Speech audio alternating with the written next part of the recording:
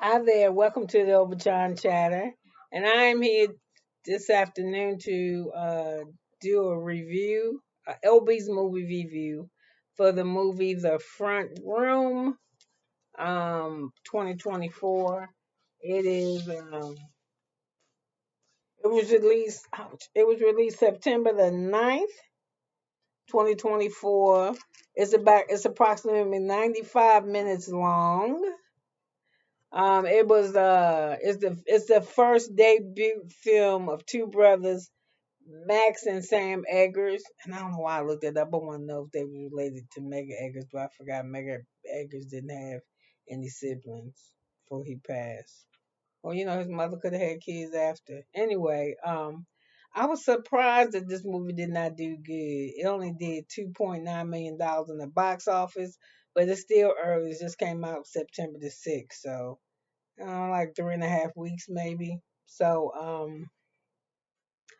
this um this movie is based off a short story um written by a lady named Susan Hill.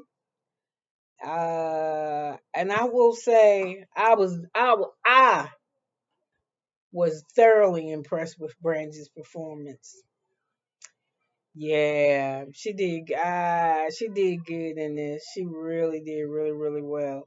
Couple scenes in there, at least one of them I wouldn't have shot. It's a scene in the car where she behind it's a scene where she's in the car and she's revving up the engine to run over some shit. And I was like, didn't she do a hit and run? I don't think I'd have shot no scene like that. But the movie is a psychological thriller, and it starts off with this guy. They're interracial couple. Brandy and her husband. Her husband is a lawyer. He's a public defender, and she works for a college in the anthropology department, I believe. She studied goddesses and stuff like that, and they keep trying to make her an adjutant, passing her over, and it's kind of like to me it seemed like a racial thing that she going through, but at the same time she's also pregnant and under a lot of stress because she miscarried sometime before she had a son named Wallace. We don't know. I didn't figure out why this baby passed or anything. I just know that she had a baby that died.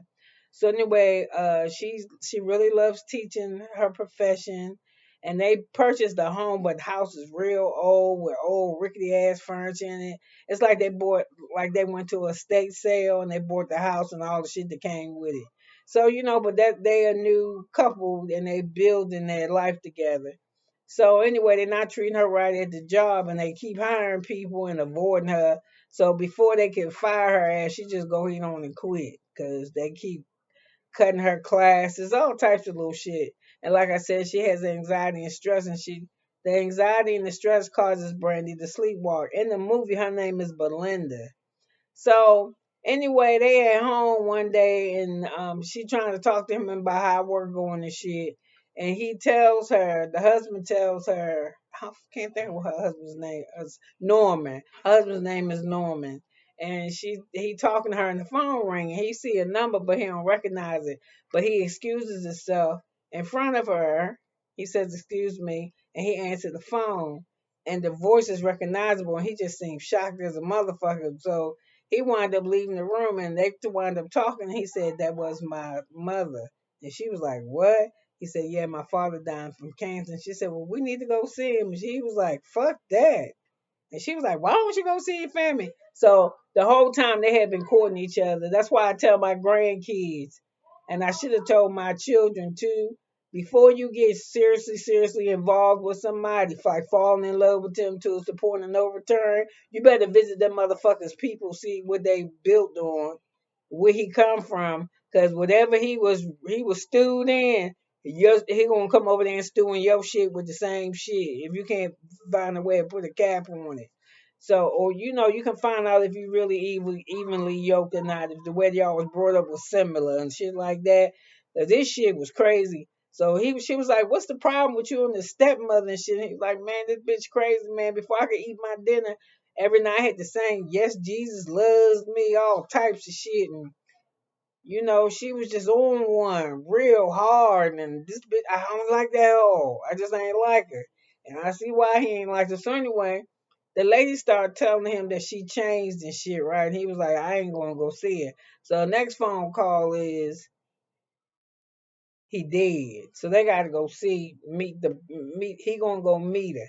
So anyway, as the funeral and shit progresses, she tell them the lawyer and shit in the room with them, and he was like, "This is my will and testament." So the son is a lawyer, so he looking at the shit, and he's like, "You left everything to me, left every single thing to you. We even sold, even the house is sold."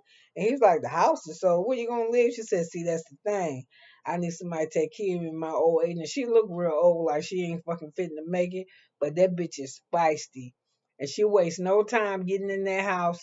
She was a manipulative, and she was a Confederate daughter. So some back in them days, and she be saying little sly shit to Brandy on the side, like, y'all usually have real colorful names. You should say, what the fuck does that mean? She be saying little sly shit to her.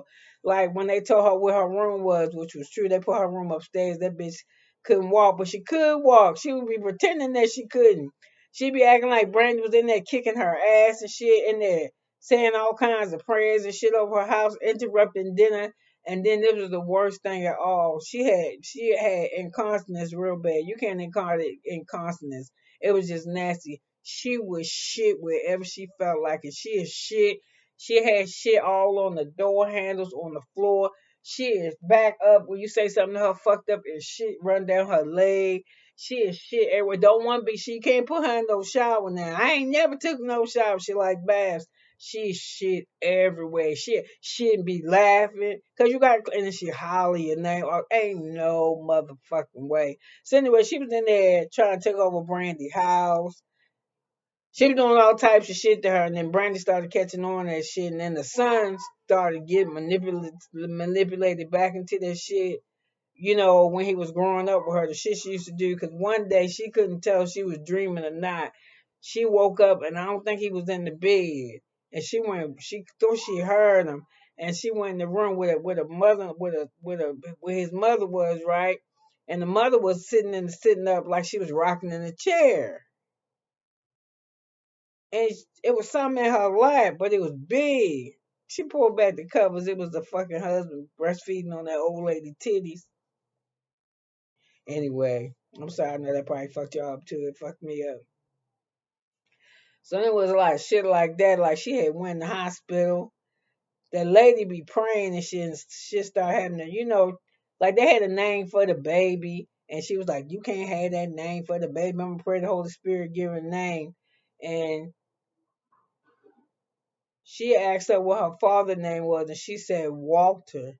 So she was saying Walter, Walter, Walter, Walter, Walter, speaking in tongue, blah, blah, blah, blah, blah, blah, and she said Wallace. And then that fucked Brandy up because she looked over at her man, right? Because that was the son name. And she was like, how your mother know about Wallace? He was like, I don't know how the fuck she know. Maybe she seen something laying around. Yeah, I don't know. So anyway, from that, the little girl name, somehow the name that got changed from Lori from Lawrence, Wallace to Lawrence or something. Well, anyway, the lady was first figuring out shit, but she was always lying to her, trying to pretend like she was sick. Then when she went to the doctors, they gave her a whistle and shit. So when she came home, she was blowing the fucking whistle. She was just a fucking other shit. Brandy did what she needed to do. So anyway, I give this a 8.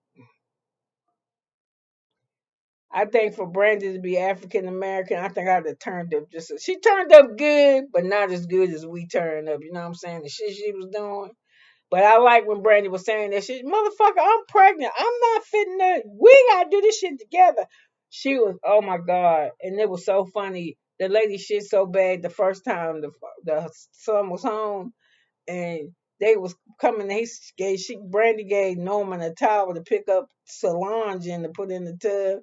When she turned around, looked at that motherfucker, he had the towel up to his nose. I just bust out laughing. That shit, and then it was like running, and it would be black, and she hollering, Well, anyway, outside of all that dookie, you probably would like this movie. So you could have been anywhere in the world, but I'm glad you was here with me for almost 10 minutes. And thank you for letting me share this space. And it's something in the movie that I watched Friday night. If you don't want to watch this, or after you watch this, you can go ahead and check out Friday night Friday Night Fights, the $1 Million Heist. I watched season one, episode 5. I can't remember what the episode was, but it was funny as shit because it was back then in the day. Because there were movie. This movie is based around like black Atlanta growing with the black culture and the black movement.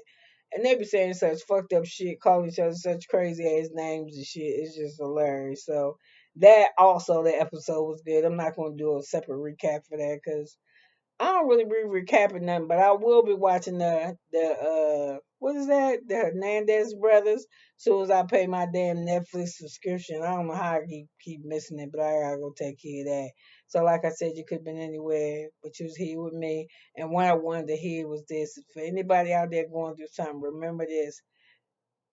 Doubt is the devil's drug, but the elixir for it is faith. I heard that one today, and I like that. I'm gonna start saying that, I think. That or mindful and very demure. Bye, y'all.